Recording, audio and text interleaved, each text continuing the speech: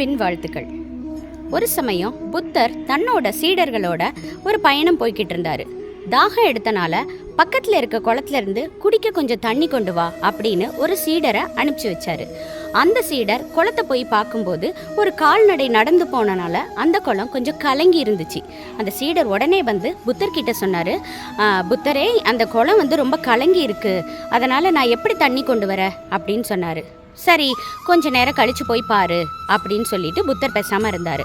அந்த சீடரும் அந்த குளத்துல கரையில ஓரமா கொஞ்ச நேரம் உட்கார்ந்துருந்துட்டு அந்த தண்ணி தெளிஞ்ச உடனேயும் அதை கொண்டுட்டு வந்து கொடுத்தாரு.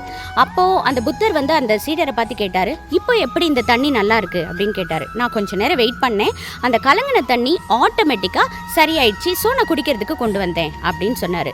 இதை போலத்தான் நண்பர்களே, நம்மளோட மனசும் குழப்பமான சூழ்நிலையோ ஒரு மன வருத்தமான சூழ்நிலையிலையோ இருக்கும் பொழுது கொஞ்ச நேரம் அமைதியா இருந்தா ஆட்டோமேட்டிக்கா ஒரு நல்ல சொல்யூஷனும் கிடைக்கும், அதுக்கு ஒரு நல்ல தீர்வும் நல்ல முடிவும் நமக்கு அமையும். நான் சொல்றதை கொஞ்சம் சிந்தியுங்களேன்.